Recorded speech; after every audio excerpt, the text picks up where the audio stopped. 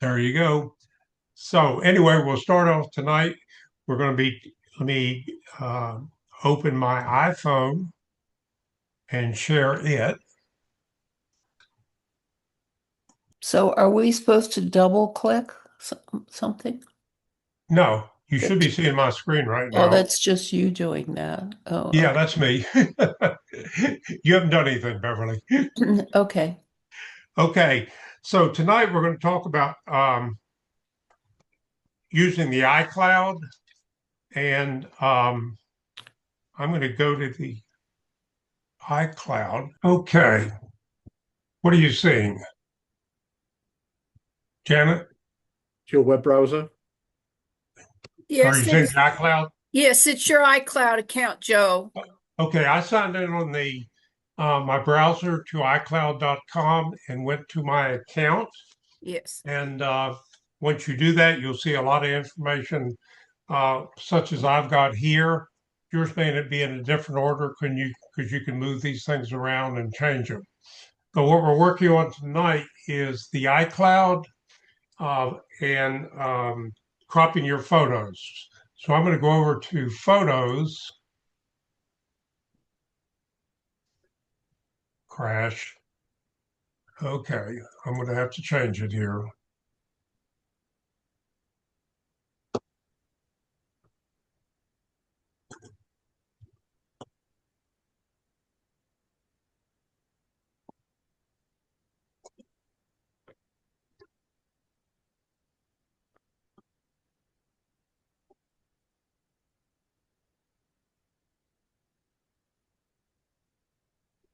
I'm being challenged tonight for some reason or other. Okay, Janet, you see me?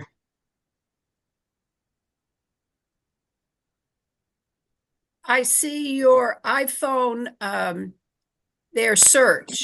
Okay. All right. On your iPhone, I wanted to show you how some quick steps to crop your photo and to clean it up. So I'm on my iPhone right now, and first thing I'm going to do is go to Photos, and then I'm going to select a picture, and I'll take this one right here. And what I want to talk about is special ways to crop your photos. If you are sending your photos to Walgreens or something somewhere like that, a lot of times they'll come back not exactly like you want it, because you're sending them a picture like this, and they may want to crop it a different way than you want it. So I wanted to discuss how to crop that efficiently with you. And what we're going to do if you open a photo on your phone, down at the bottom, you'll see the cropping tool. And once I tap on it, we get this screen here. Now, there's a lot of things we can do with this. And one of the first things that I like to do, let me get a drink here and dry it up. One of the first things we can do is go up here to these three dots and tap on that and save it as a duplicate. It's nice to have a duplicate in case you mess your photo up. You can always have a duplicate. So I'm going to do that, save it as a duplicate. And so now I've got two of the same pictures. Now I want to work on this one. And first thing to do is decide what we want to do with it. I'm going to click on the crop. And then once I'm in the crop, you notice these little edges, corners show up. And from these corners, you can drag this however you want it. You can move it around and make it exactly like you want it. Now, if you're putting them in a photo book or something like that, it doesn't really matter what size it is.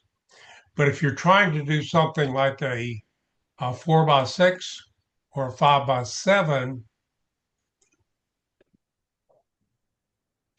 then you need to crop it to that size to make sure it's like you want it to be. So up here at the top of your screen, you'll see these little boxes here. And if I tap on those, Down at the bottom here, I'll get some different options. The original freeform is just what I just did, where you can just move it any way you want, like that. Um,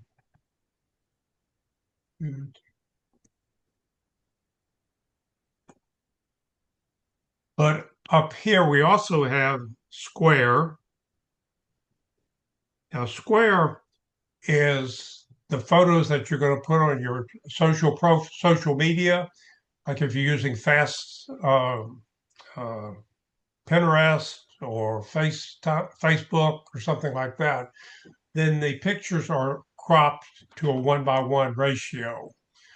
And so that would be how that is. Now, I'm going to go to some of these other a wallpaper, and here 9:16 is usually a TV ratio. But you notice this is in portrait mode. Down here, you have the option of putting it in portrait mode or landscape mode. So there's landscape mode at a 19:6 ratio. And notice when we do this, there's a little lock up here. And what that tells me is I can drag these corners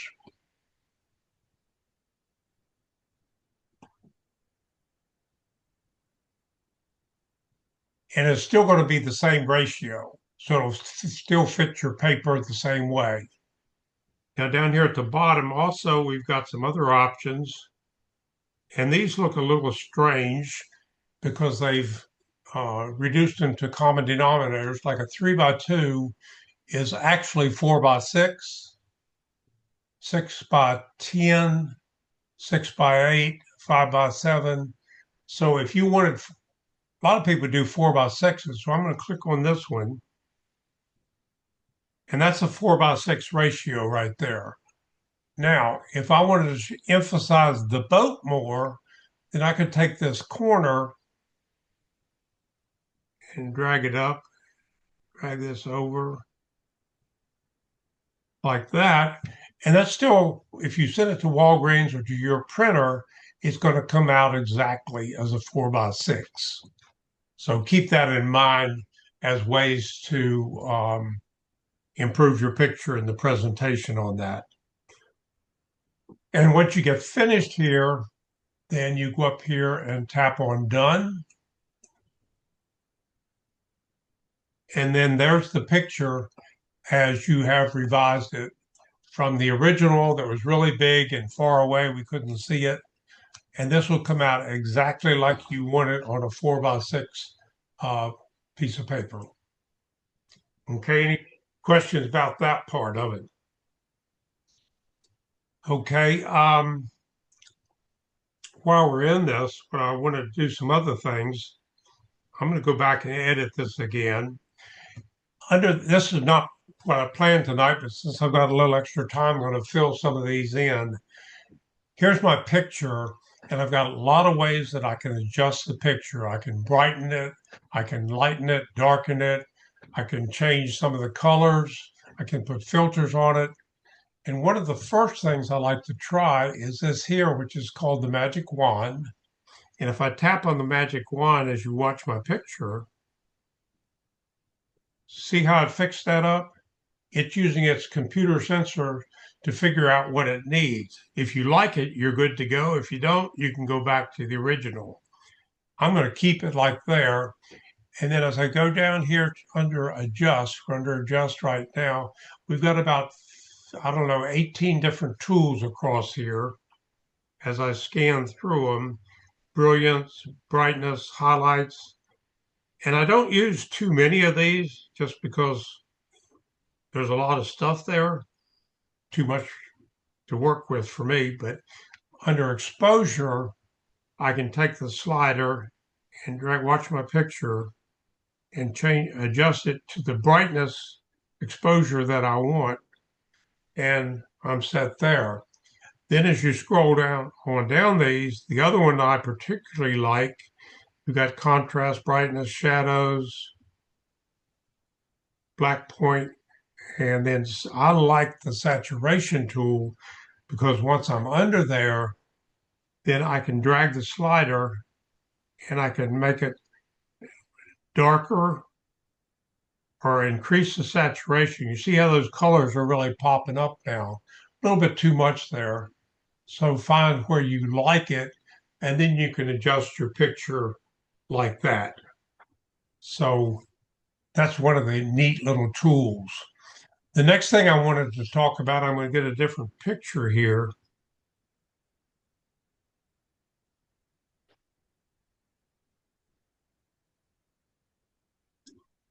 Okay, here's a picture I want to use to demonstrate the cleanup tool. I have a collection of bonsai, and when I show them to people in pictures, sometimes they want to know how big it is. So I set a Coke can behind them so that they can get the proper perspective of how that picture is. But when I want to show just the picture, I don't need that Coke can in it. So I want to show you how to get rid of that. First thing I want to do on this one, I'm going to edit it, and I'm going to go to my crop tool because I don't need too much stuff around there. I just want to emphasize the plant.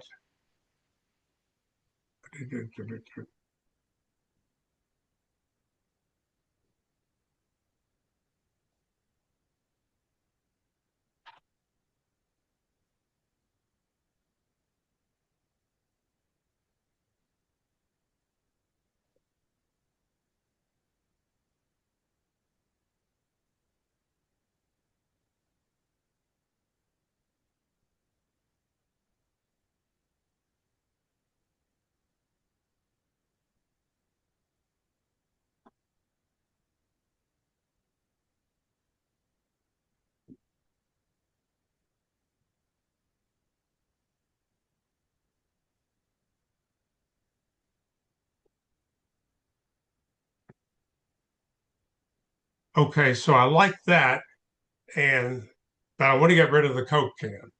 So down at the bottom here, see where it says cleanup? You tap on that, and it takes a minute or so for it to generate the tool, but it's already recognized something that it thinks ought to be taken out, which is the Coke can. And once it tells me he's finished here, and now I'm ready to do it. So I'm going to take my finger and I'm just going to rub over top the Coke can.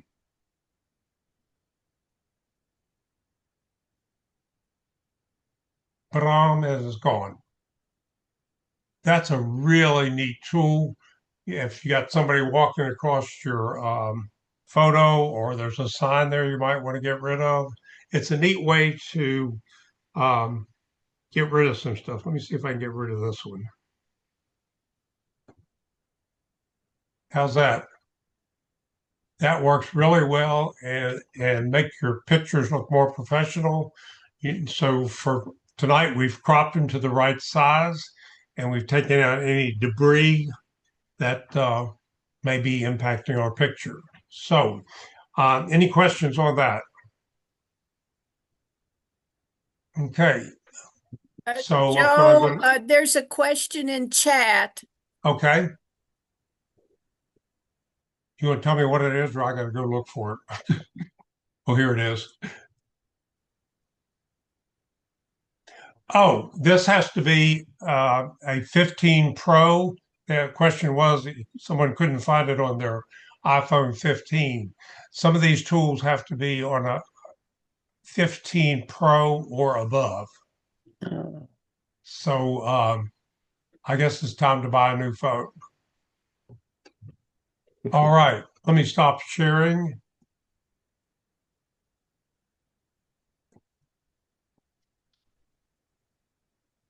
And Phil, you're up. Okay, very good. Thank you, Joe. Okay, let's start sharing. Okay, you should now be seeing a document about where's my luggage. We've got it. Okay, great. This is a copy of the handouts that we're going to be going through. And I want you to know that all of this is based on recent experience because we took a vacation and the airline lost our bags on the way there and they lost them again on the way back. So we had a real crash course, which I don't like to say crash course when I'm talking about airlines, but we had an accelerated learning experience, should we say, on how to figure out where all of our gear was. Now, you've probably heard of Apple's AirTags. I don't know who here may already have some, but I'm going to assume that you've heard of them and that you don't necessarily know a lot about them.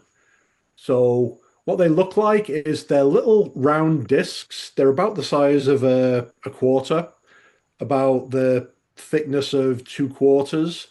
And they're very convenient, easy to put in a bag, in a pocket, or in a pouch, so you can carry them around. And you add them into the Find My app on your phone or iPad. When you do that, every device that you've got that is signed into the same iCloud account will be able to see where those particular AirTags are. And if everything's going nicely and you haven't lost anything, you know where your bags are, you've got one on your keychain and you know where your keys are.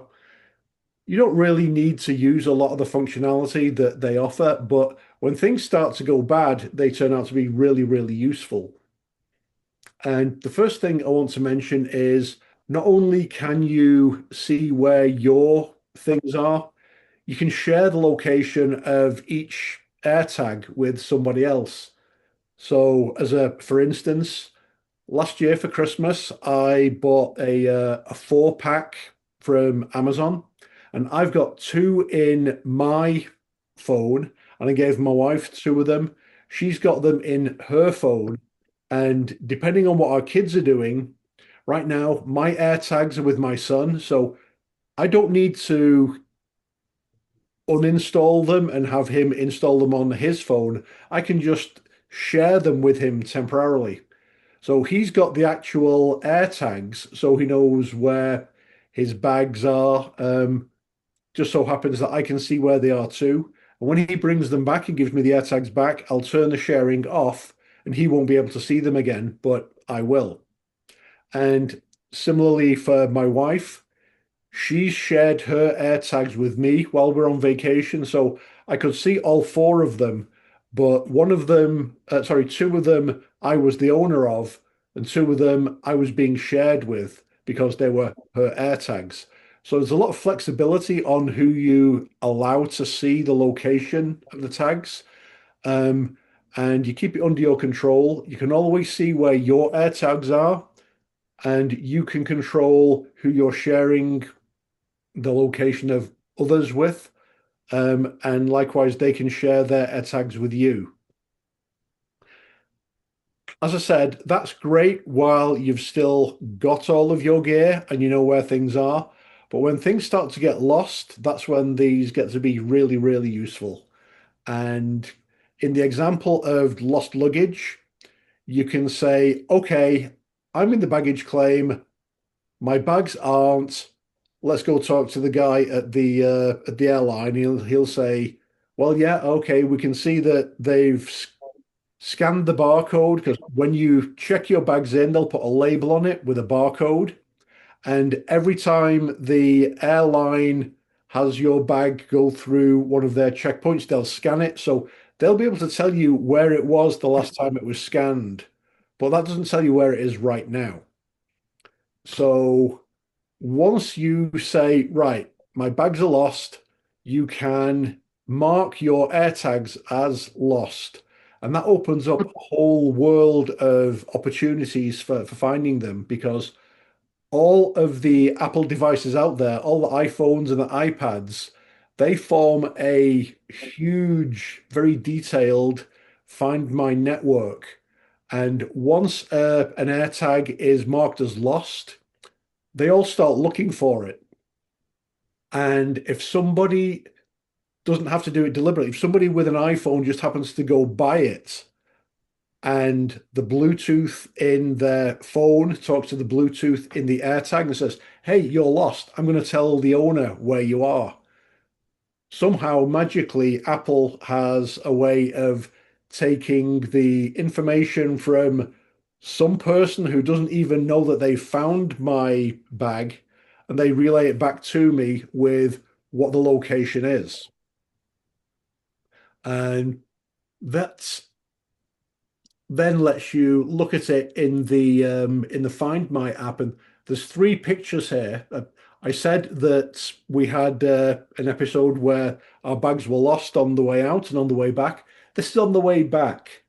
So this first graphic on the left, that's a screenshot of my phone, and it shows that my wife's bag was somewhere on the tarmac and London Heathrow between terminals 3 and 5.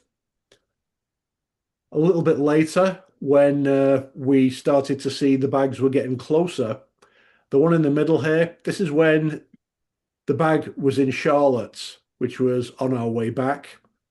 And later that day, probably close to midnight, I think it was, because we were keeping close eyes on it, we saw the one on the right over here, and you might recognize that's Bluegrass Airport.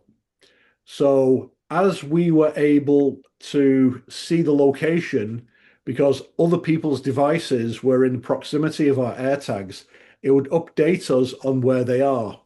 And just ironically, one of the things that we found was it took less time to get from London Heathrow to Bluegrass Airport, which is about 3,500 miles. It was faster doing that than it was getting from Bluegrass Airport to our house, because that took almost 24 hours. So it's always the last mile that you have to watch for. We thought of going to the airport and going to get them, but we were busy that day, and the airline had said they would bring them to us.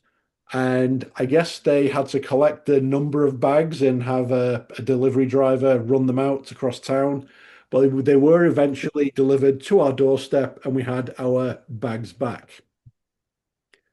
Now, that's only part of the story, being able to see where they are, because if you can see where they are, that can be a little bit frustrating because there's not a whole lot you can do about it. It's like, okay, we'll just watch them, and we'll watch them not move for a few hours because maybe they're waiting on a baggage handler's cart, or they're on a plane, or they just haven't decided where they're going to send them to yet. So I want to go back just a little bit. And one of the things that you can do when you mark the AirTag as lost in the Find My app is there's two things that I want to bring your attention to.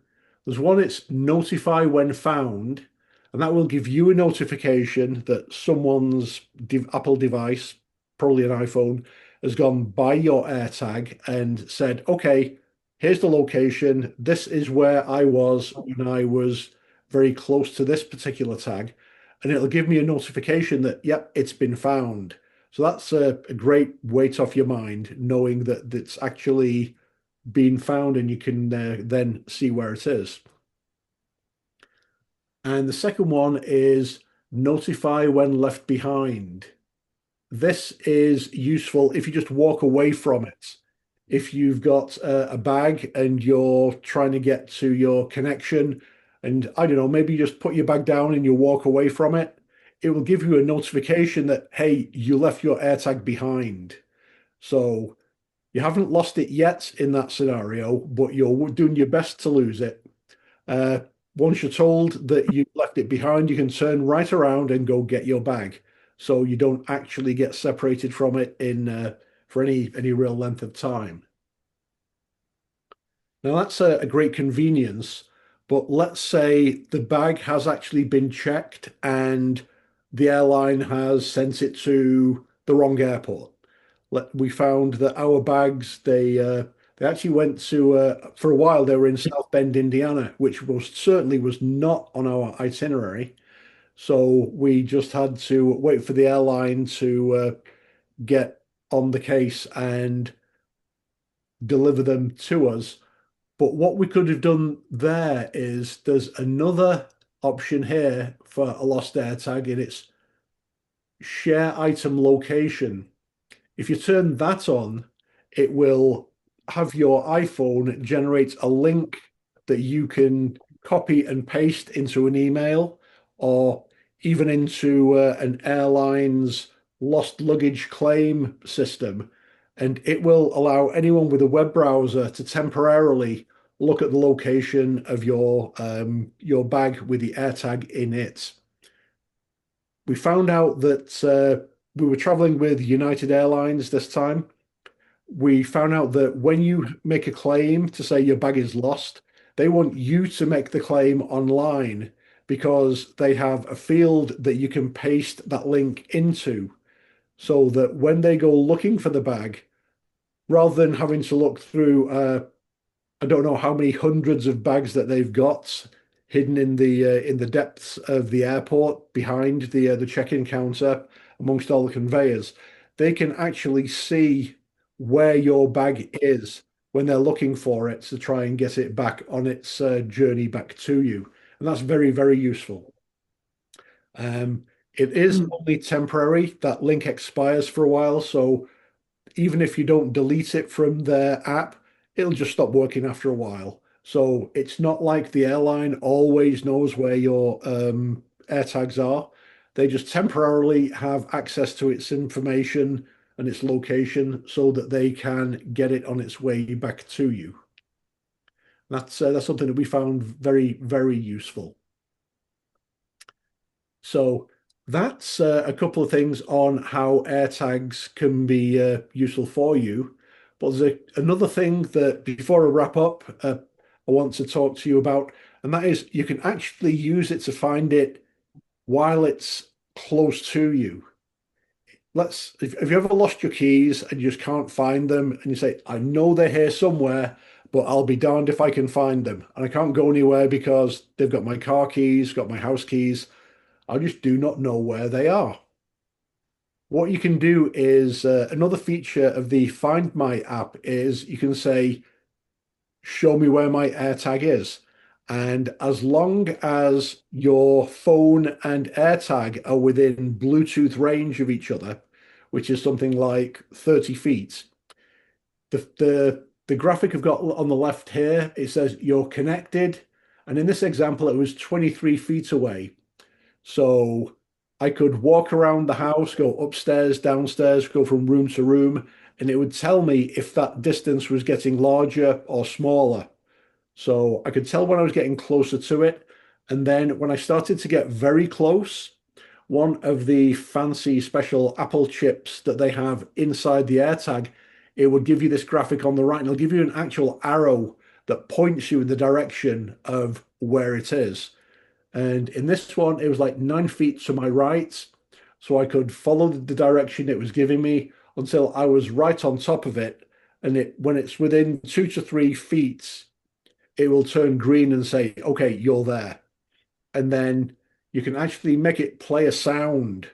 So there's actually a little speaker in the AirTag, and it will play a sound. So if you can't see it, it's under a cushion or something, hidden by a coat or something else. You can zero in by listening to the sound that it makes as you get closer and closer to it. So that's all great. So we've got several different ways of finding your AirTags, no matter where they are, anywhere in the world, or even in if they're across the room from you. But one other very, very important thing that Apple have done, and I wasn't aware of this until just recently, is Apple will now, they license the technology so other people can actually manufacture AirTag equivalents and sell them in all kinds of different formats. So I mentioned the Apple ones are their little discs about the size of a quarter. There are others that you can get from other manufacturers that will work just like them with other different features. So there are some that I've seen where they've actually got just louder speakers. So that can be very helpful if you need to find it. And the original Apple ones are not so bold. They're not that loud. You can get them with louder speakers. Rather than having just being a disc that you need some kind of holder or strap for, you can get them with a little loop that you can put on your keychain. And actually got one here. This is one that I got off Amazon. It's on my keychain and it's got a little holder for it. This one's black and square. It's not a silver disc like the Apple one, but it works just like it. And you might see it's even got that's the speaker. And don't know if you can see it, but my finger's in the way, but this one's even got a flashing LED that you can have it sound. Yeah, I don't Hey, think Phil, you see that. Yeah, we got a question from the audience. How long do the batteries last? about a year. The Okay. yeah, the original AirTags, they have replaceable lithium, like the little round watch batteries. I think it's 2032 size, and several of them also do. One of the things that I mentioned at the bottom of the handout is some of these, like this one, these are actually rechargeable. There's a little USB connector on the side, and you can give that a top up, and those are rated at a year also. So you don't need to be worried that your batteries are going to die on you, but having a rechargeable battery should keep you going for, I don't know how many years I'll have this, but I'm not planning on losing them. If I do, I can always find them again. That's what they're for. And Had then, another comment that yep. that mine notifies me when the batteries get low. So is there a signal there, Edith? No, it sends me a text. Ah, okay.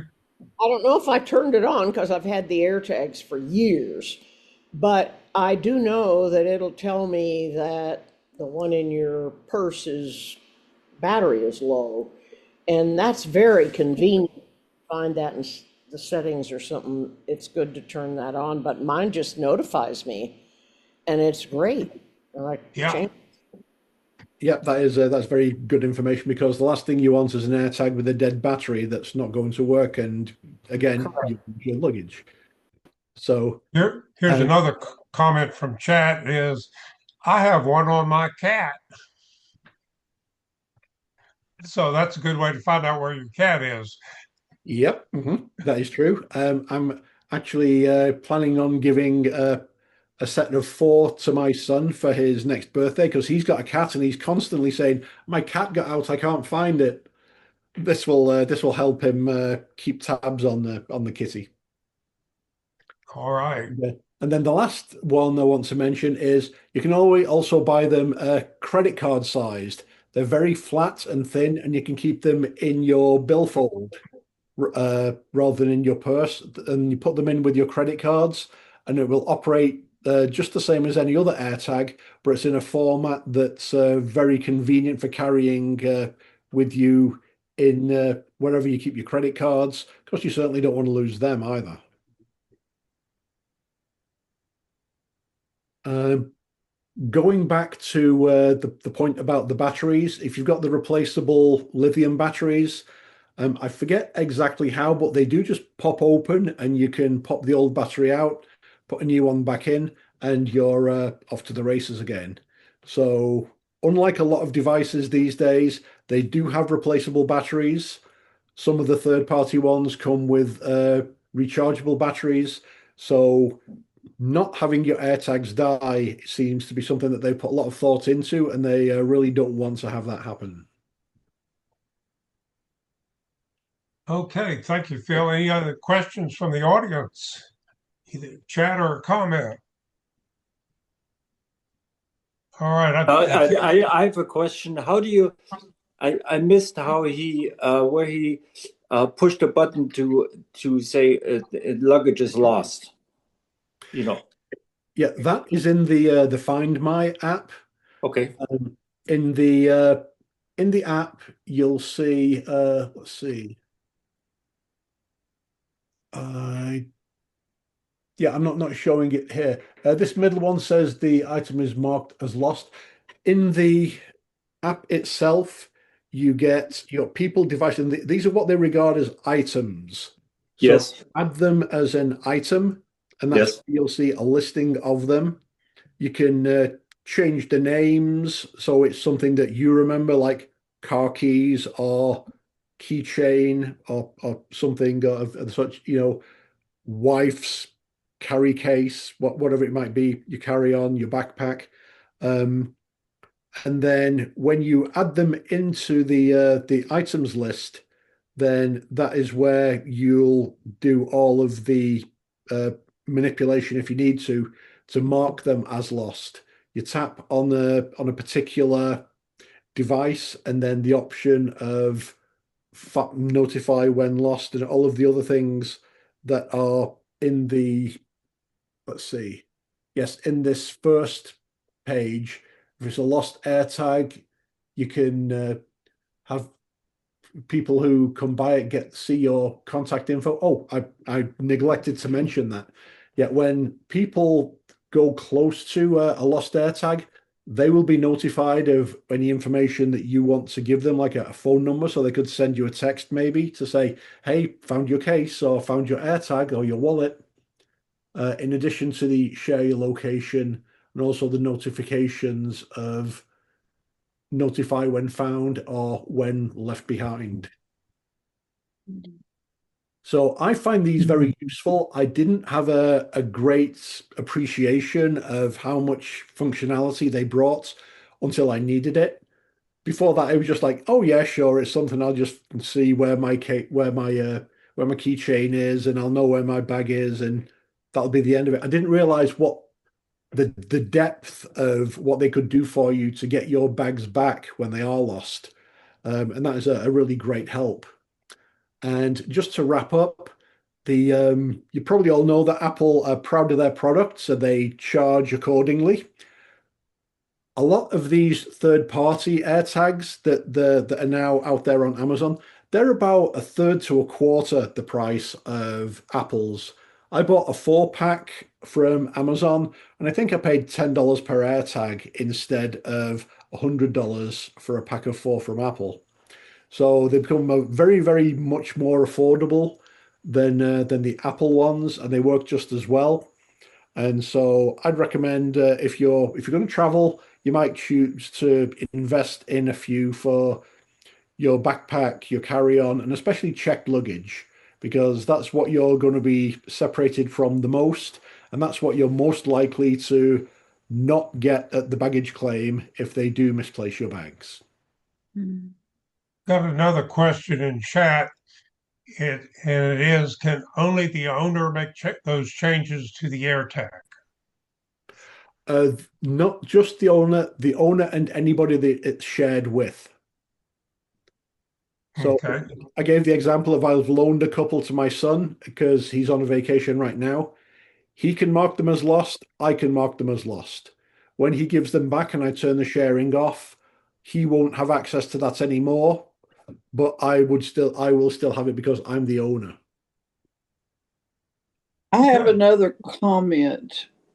I just read something about where if I guess it's the Find My app that if you're being stalked and someone may have placed an AirTag in your vehicle, Yes, that you can note that it's there. that can is find yes, it. that is correct. Thanks for bringing that up. One of the things that a lot of people immediately saw about these little locators, the AirTags, was the possibility for abusing them. And Apple very quickly added some functions that if there is an AirTag near you for an extended length of time, and it's not one that you are the owner of in Find My, it will give you, as Sue said, it'll give you a notification that there's an AirTag been with you for the last, it's some number of hours. I don't remember exactly how many. I think it might be 8 or more. So if there's one in your car, and it keeps showing up when you're driving in your car, it will notify you that, hey, there's an AirTag following you around and it's not yours. That's pretty neat. Yeah. So yeah, I believe the lawyers say that is foreseeable unintended use. It's not what they're intended for, but people can abuse them and use them for the wrong things. So they have to have a way to combat that. and they do notify you if there's an AirTag that is not yours that's following you around. Hey, Phil, your AirTags, could you go to your Share My or Find My and show your AirTags in there? Sure. Let's see. You'd have to get out of stop sharing and then share again. Yeah. My daughter's shared her AirTag with me, and it shows up in her entry in my contacts. I can see where she is if I go to my contacts, and it shows me a map of where she is. Oh, I didn't know that. It doesn't do that. Well, she's the only one I share with, so. Oh, okay. So let me go back to sharing, and okay, this is the Find My app on my Mac rather than my phone, just because it would be a little bit of a trial to start sharing another device. These are some of the things that I've got. I've got my spare keys so that it zooms in on where I am. I've got a couple that I've not named yet because I got a pack of 4 and didn't have a use for all 4 yet. Here's my keys. I've got my spare keys. I've got an AirTag that this is one that I'm sharing with my son, as I mentioned. And then I've got another one that he's in Cincinnati right now. And then there's a couple that I'm sharing with for these are my wife's luggage. As I mentioned, we bought a pack of 4. I own 2, and I say own in the software sense. She has ownership of 2 in her phone, and we share them with each other so we can find out where they are. So for my car keys, let's see, how do I do this? If I wanted to mark those as lost, here in the little I button, here I've got my play sound. I've got directions for if it's close enough that I want directions to walk or drive to it. I can share it here. And then here's what we're interested in. This is the lost item. I've got show contact info, share the item location, and then you've got notifications for notify when found and notify when left behind. Now that's in the Mac version, and it's very similar on the iPad or the iPhone. But yeah, they'll be laid out a little bit differently just because different screen sizes on different devices. And yeah, does this answer the question on how to get to all of that?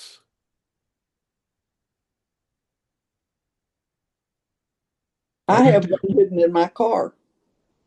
I'm sorry. I have one hidden in my car. Yeah, that's That's no an use for them. easy way to find it. Yep. If your car's ever stolen, also, or even if you just forget where you put it in the parking lot. That happens. Yeah, All of I'm more likely America. to be the second one. Okay, he's doing Phil is doing that on his Mac, but also in your iPhone and your iPad, you can search for the Find My app and it'll show you the same information.